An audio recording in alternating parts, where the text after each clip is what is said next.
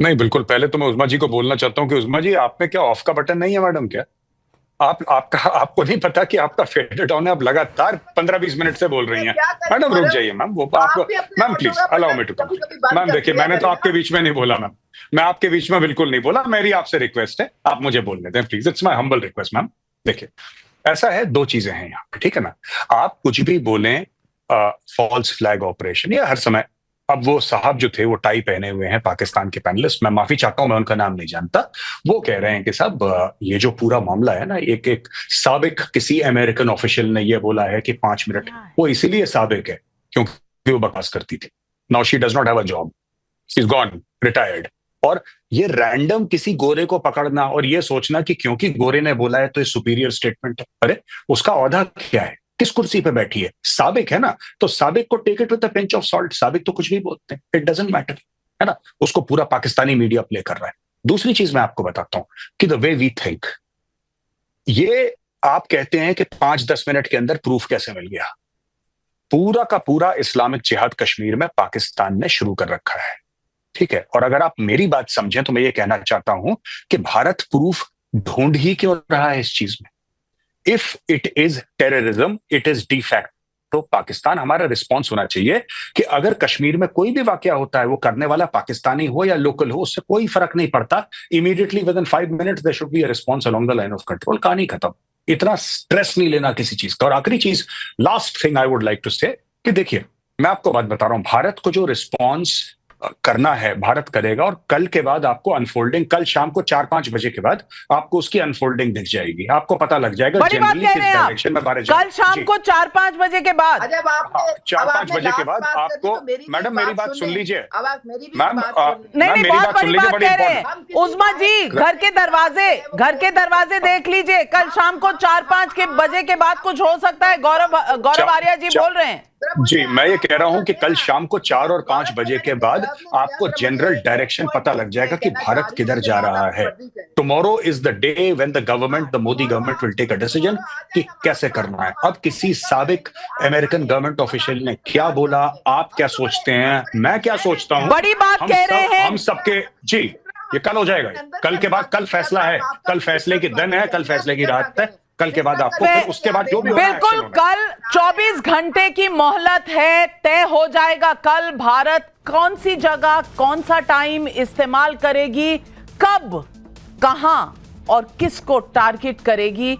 ये तय हो चुका है। कल का दिन बड़ा दिन है और पहलगाम का बदला लेने का समय आ गया है। ये पूरा देश धमकी पर जीता है, धोखेबाजी करता है, अपने ही एलाइज के साथ आतंकवादियों को पनाह देता है और फिर किस प्रकार से डिनायल में रहता है। अभी मैडम ने कहा पाकिस्तान की रियलिटी को हमने एक्सेप्ट नहीं किया। पाकिस्तान की रियलिटी का एक अच्छा सा बॉल बनाकर बांग्लादेश ने आपको वो बॉल दे दिया हाथ में, खेलते रहो। और बांग्लादेश के बाद बलूचिस्तान ने भी आपकी रियलिटी का दूसरा बॉल बनाया है और वो भी आपके हाथ में दे दिया है। जहां तक उज़मा जी है, उज़मा जी आपको पता है अभी हम लोग रफाल खरीद रहे हैं, एक्स्ट्रा रफाल खरीद रहे हैं। जितना पैसा हम रफाल में खर्च कर रहे हैं ना, उतना इनका पूरा बजट है। हमारा डिफेंस का बजट इनके डिफेंस के बजट से 9 गुना ज्यादा है। और आपको एक और फैक्ट बता देता हूं, आपके दर्शकों को आनंद आएगा।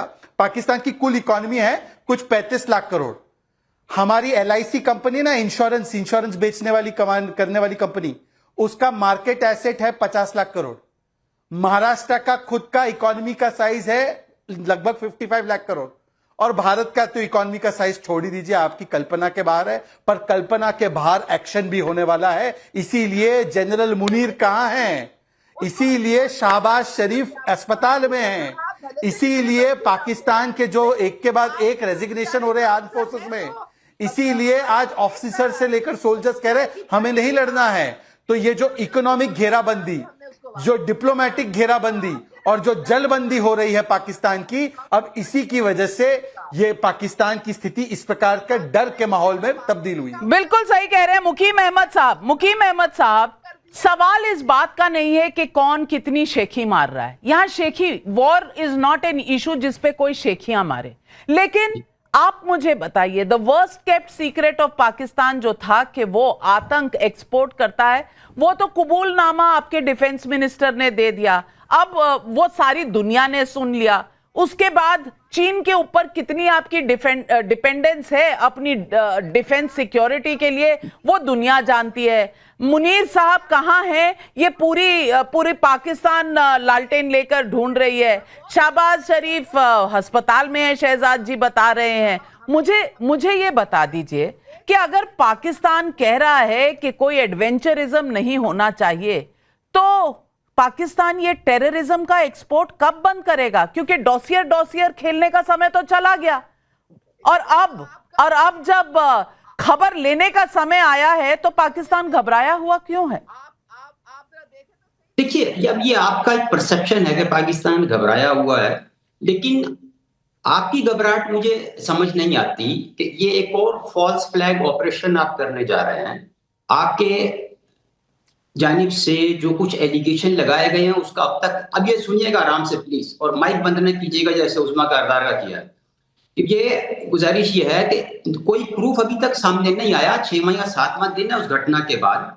आपने 100 एम्बेसडर्स को इनवाइट किया था दिल्ली में, उसमें कोई प्रूफ उनको पेश नहीं किया गया।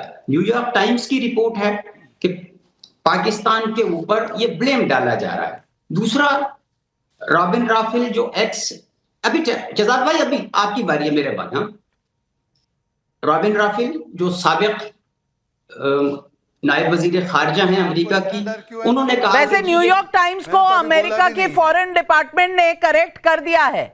आपने नोट ना किया हो तो आपको भिजवा दूं वो फैक्ट शीट, क्योंकि फैक्ट शायद आप लोग देखते नहीं है। मैं जिस न्यूयॉर्क टाइम्स का आप हवाला दे रहे हैं ना, मैं हवाला दे रहा हूँ, ठीक है, हाँ, उसको अमेरिका फैक्ट चेक कर चुका है।